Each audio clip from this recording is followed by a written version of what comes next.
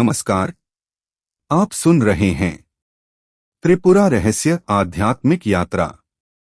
आज हम प्रवेश कर रहे हैं एक ऐसे अध्याय में जो हमें बाहरी संसार से हटाकर भीतर की शाश्वत चेतना की ओर ले जाता है। हम जीवन भर सत्य की खोज करते हैं, कभी वस्तुओं में, कभी संबंधों में और कभी परिस्थितियों में। लेकिन क्या सत्य वास्तव में बाहर है, या वह सदैव हमारे भीतर ही विद्यमान है? त्रिपुरा रहस्य का यह अध्याय इसी प्रश्न का उत्तर देता है। गुरु बताते हैं, यह दृश्य जगत परम शिव की शक्ति का ही प्रतिबिंब है। जैसे लहर समुद्र से अलग नहीं होती, वैसे ही यह सृष्टि भी परम चेतना से अलग नहीं है। लेकिन अज्ञानता हमें इस सत्य को देखने नहीं देती। इसीलिए इस अध्याय में दो अमूल्य साधनों का उल्लेख है, विवेक और वैराग्य। विवेक जो सत्य और असत्य का भेद कराता है, वैराग्य जो मन को आसक्ति से मुक्त करता है। जब ये दोनों साधक के जीवन में जागते हैं, तब आत्मबोध का द्वार खुलने लगता है। आज के इस एपिसोड में हम समझेंगे परम शिव की शक्ति का रहस्य, विवेक और वैराग्य का महत्व, और शुद्ध जागरूकता की उस अवस्था को जहां से वास्तविक मुक्ति प्रारंभ होती है। तो आइए इस दिव्य ज्ञान यात्रा को आगे बढ़ाते हैं।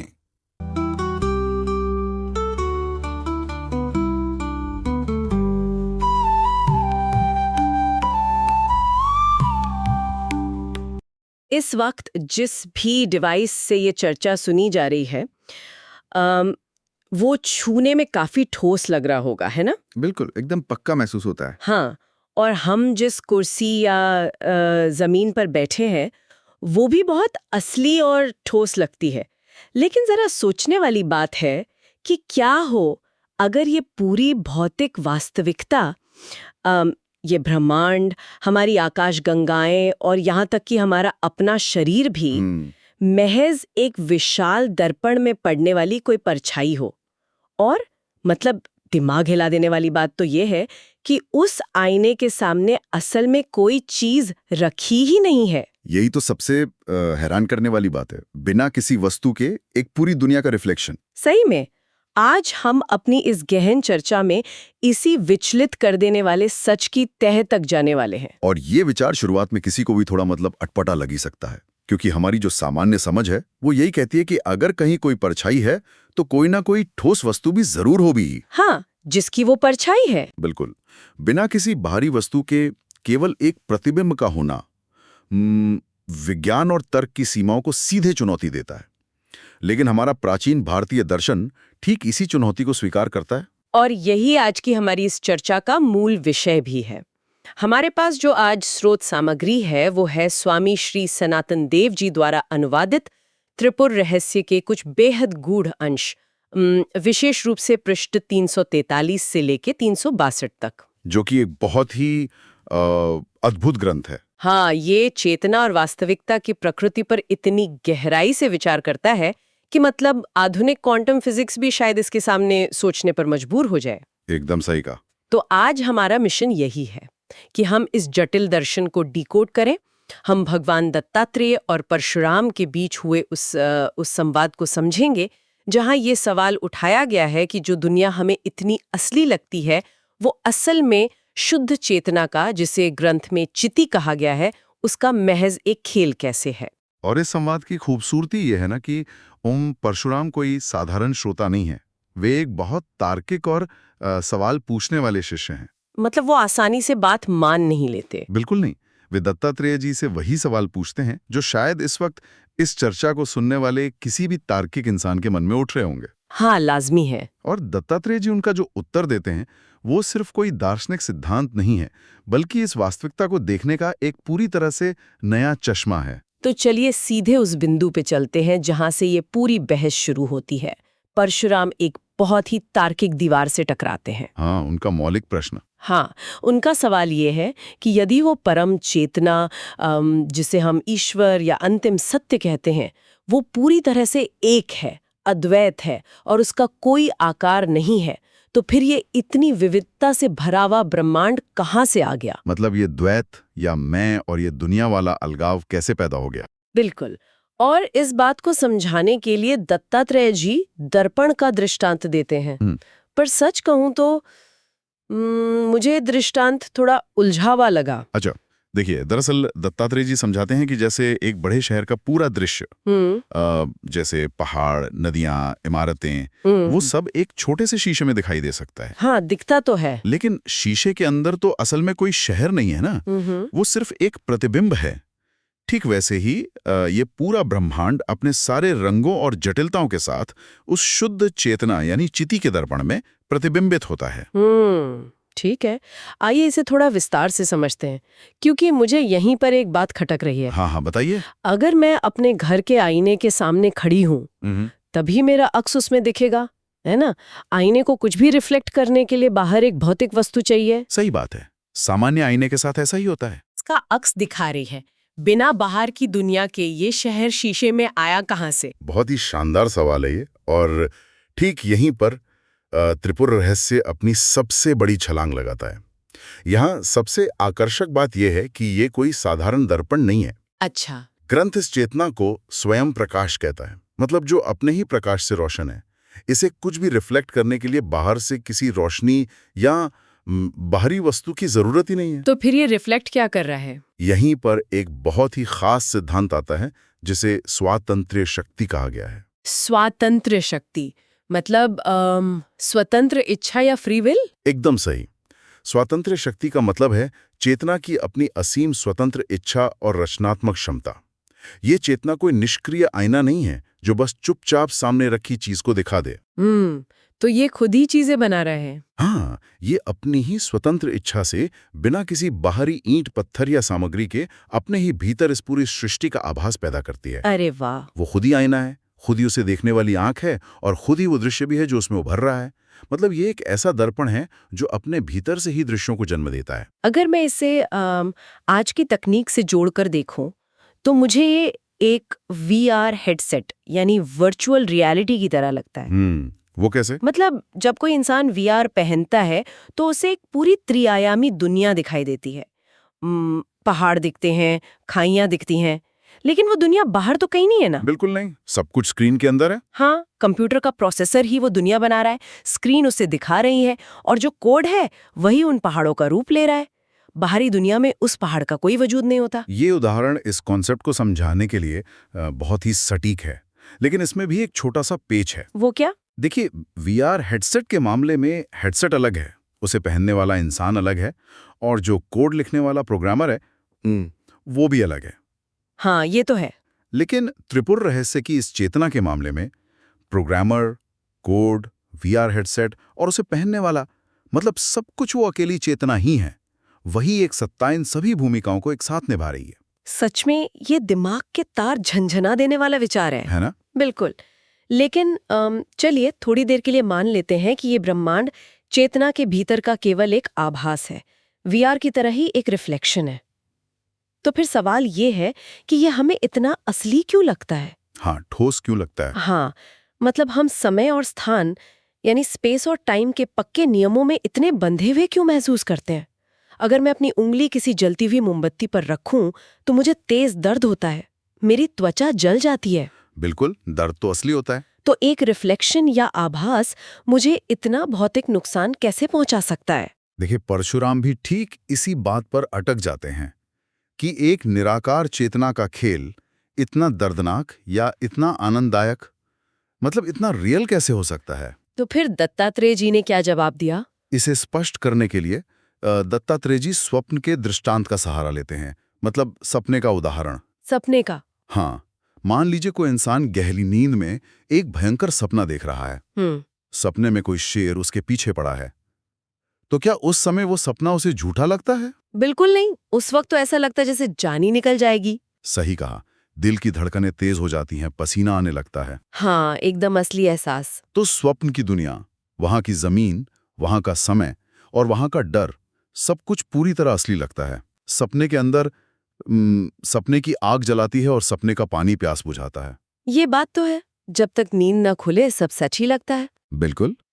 जब तक वो इंसान जाग नहीं जाता, तब तक वो स्वप्न ही उसकी एकमात्र वास्तविकता है। दत्तात्रेय जी कहते हैं कि ये जागृत अवस्था, जिसे हम रियल वर्ल्ड कहते हैं, ये भी एक बड़ा स्वप्न ही है। मतलब हम सब अभी एक सपना ही देख रहे हैं। एक तरह से हाँ। ये तब तक एकदम सच लगता है जब तक कि परम ज्ञान का उदय नहीं होता, जब तक इंसान अपनी अज्ञानता की उस गहरी नींद से जाग नहीं जाता। तो इस सब का असल में क्या मतलब है? उन सपनों वाली बात से मुझे समय और स्थान के खिंचाव का एक बड़ा ही दिलचस्प पहलू याद आ रहा है। हाँ, बताइए। कई बार हम दोपहर में महज 15-20 मिनट के लिए झपकी लेते हैं, लेकिन उस छोटी सी नींद में हम एक ऐसा सपना देख लेते हैं जो ऐसा लगता है जैसे कई सालों तक चला हो। हाँ, टाइम डायलेशन जैसा कुछ। बिल्कुल।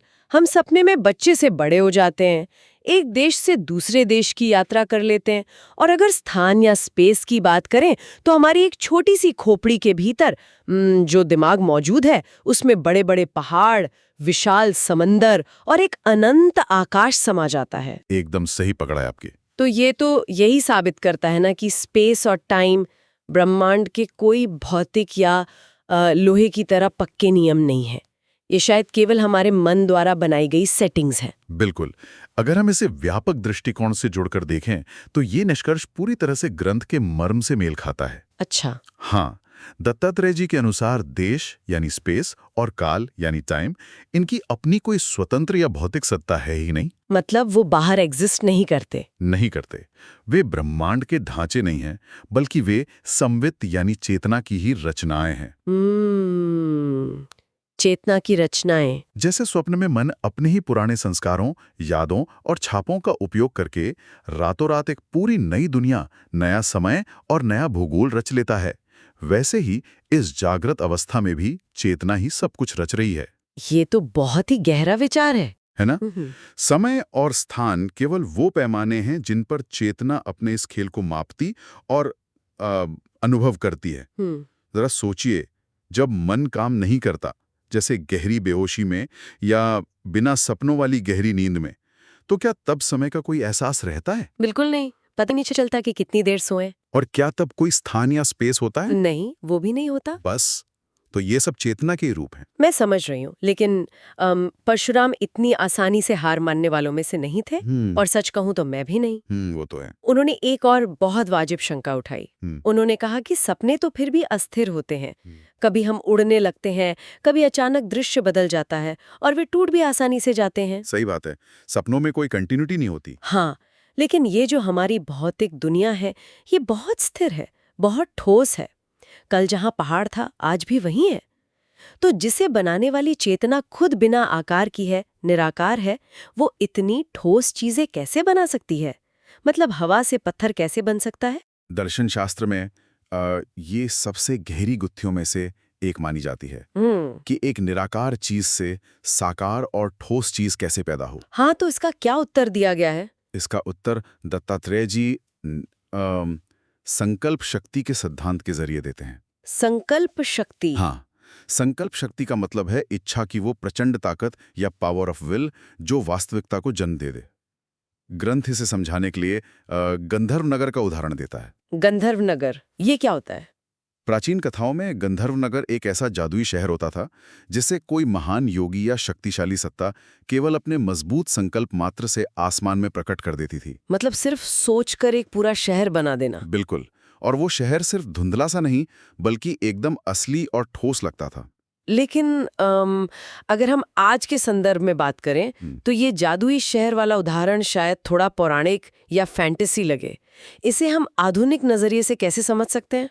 हम इसे एक कंप्यूटर सर्वर पर चलने वाले मास्टर कोड की तरह समझ सकते हैं। मास्टर कोड कैसे? जैसे जब एक गेम डेवलपर किसी डिजिटल दीवार का कोड लिखता है, तो वो कोड तय करता है कि गेम का पात्र उस दीवार के आर पार नहीं जा सकता। हाँ, वो दीवार गेम के अंदर तो एकदम पक्की होती है। बिल्कुल, वो दीवार कोड के स्तर पर सिर्फ कुछ 0 और 1 का समूह है, लेकिन गेम के अंदर वो पूरी तरह से ठोस है। ओह, अब समझ आया। इसी तरह वो परम चेतना यानी त्रिपुरा अपने असीम और अचूक संकल्प से इस ब्रह्मांड के नियम तय करती है। चेतना का संकल्प इतना सघन और पक्का होता है कि वो हमें स्थूल और ठोस महसूस होता है। तो मतलब दुनिया की ठोसता असल में ईंट या पत्थर की ठोसता नहीं है? नहीं, वो उस परम चेतना के संकल्प की ठोसता है। वाह, कोड वाली बात से ये एकदम साफ हो गया।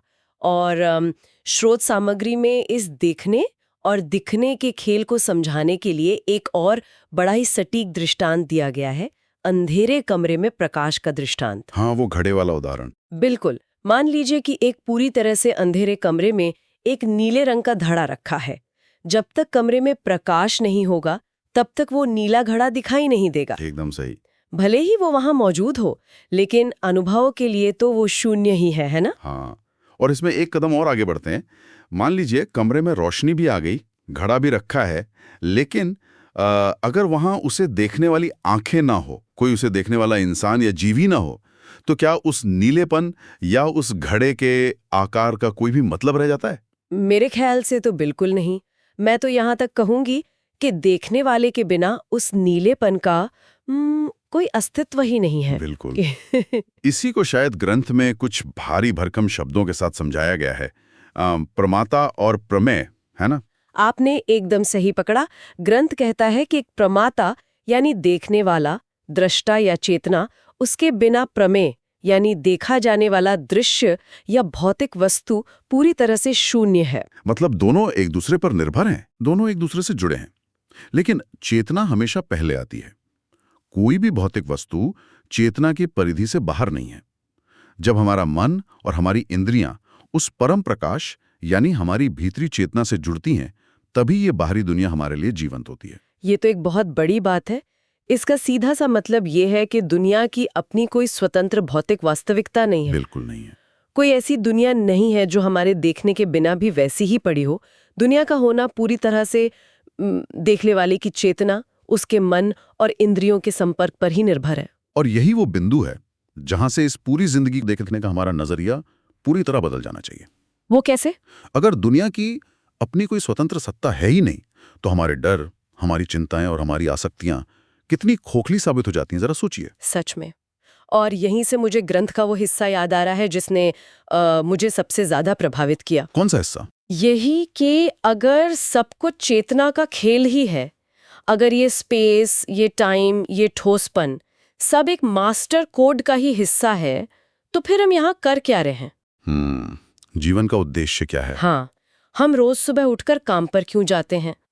ग्रंथ के अनुसार एक ज्ञानी व्यक्ति जिसे परम ज्ञान मिल गया है और एक अज्ञानी व्यक्ति जो अभी भी इस दुनिया को 100% असली मानता है, इन दोनों के बीच असल में क्या अंतर है? ये एक बहुत ही महत्वपूर्ण प्रश्न खड़ा करता है। क्योंकि भूख तो दोनों को लगती है, चोट लगने पर खून तो ज्ञानी का भी निकलता है।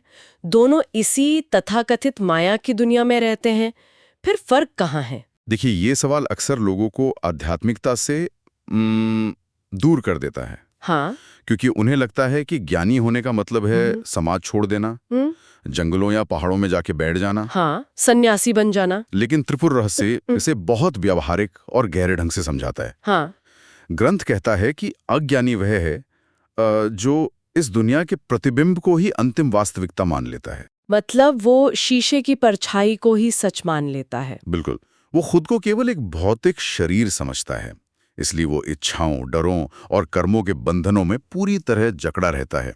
उसका सबसे बड़ा डर यही होता है कि अगर ये शरीर नष्ट हो गया तो उसका अपना अस्तित्व ही खत्म हो जाएगा। तो फिर ज्ञानी व्यक्ति कैसा होता है?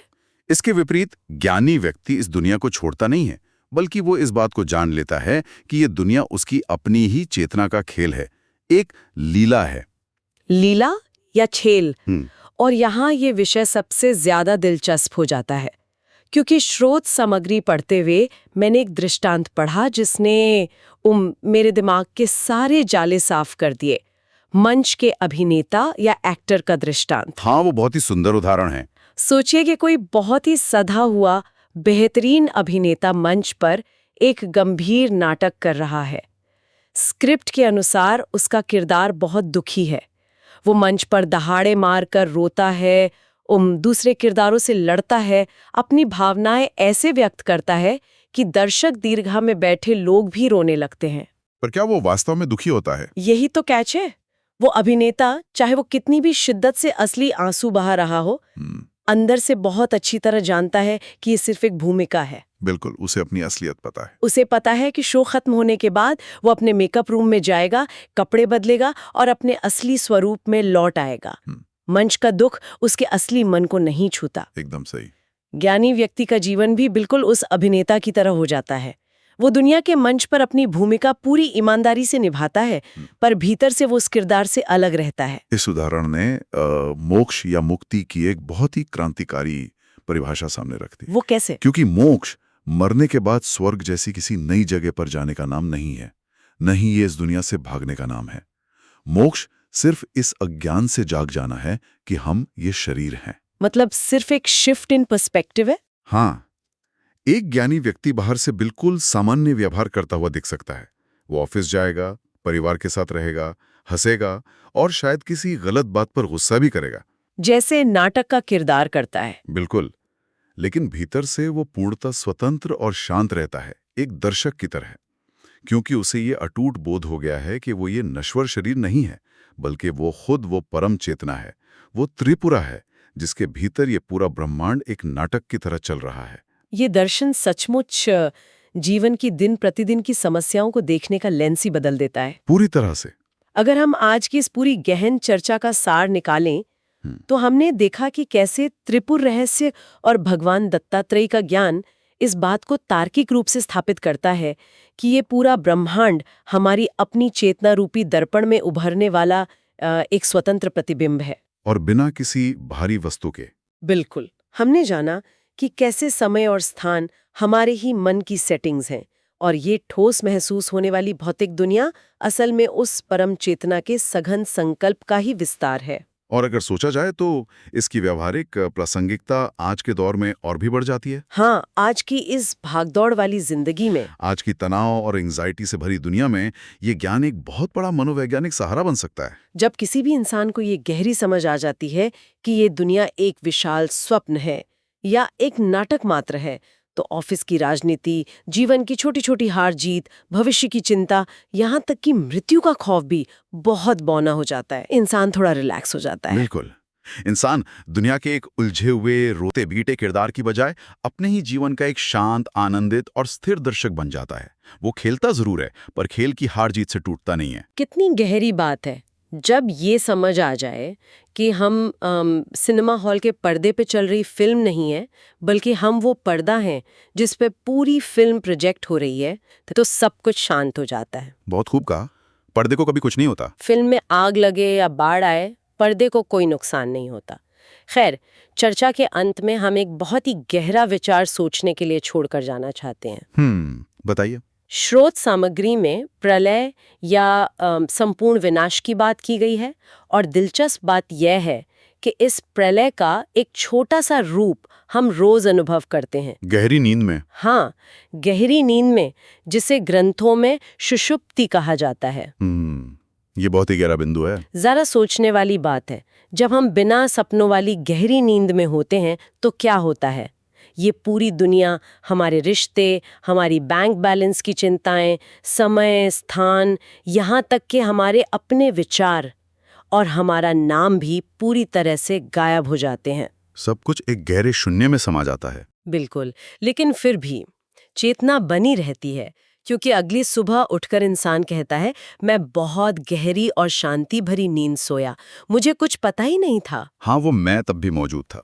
तो अगली बार जब कोई भी इंसान उस गहरी बिना सपनों वाली नींद से जागे, तो उसे एक पल के लिए रुकना चाहिए और खुद से ये सवाल पूछना चाहिए जब मेरा शरीर, मेरा नाम, मेरे विचार और ये पूरी भौतिक दुनिया मेरे अनुभव से पूरी तरह मिट चुके थे, तब वो कौन था जो उस शून्य और उस शांति का अनुभव कर रहा था? अगर सब कुछ मिट जाने के बाद भी मैं था, तो वो असली में आखिर कहाँ है? बिल्कुल। इसी विचारोत्तेजक सवाल के साथ ही हम आज की अपनी इस गहन चर्चा को यही विराम देते हैं। सोचने और खोजने के लिए बहुत कुछ है। चेतना के इस अद्भुत सफर में हमारे साथ जुड़ने के लिए धन्यवाद।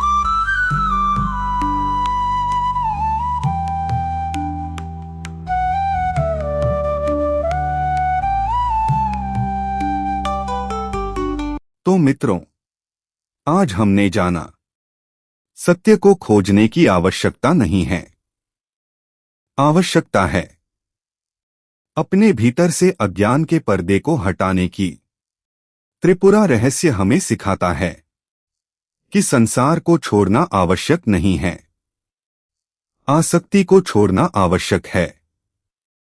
विवेक हमें सही दिशा देता है।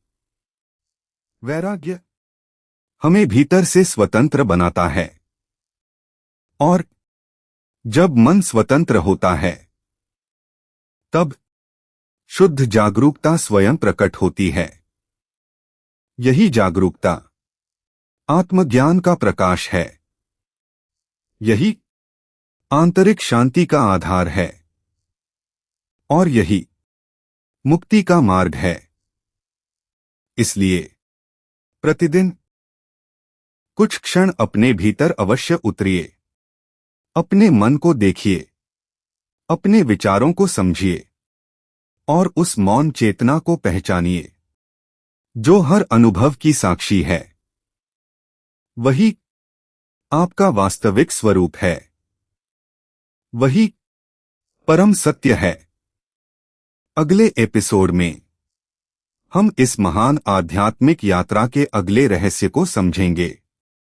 तब तक सजग रहिए, शांत रहिए और अपने भीतर की शुद्ध चेतना से जुड़े रहिए।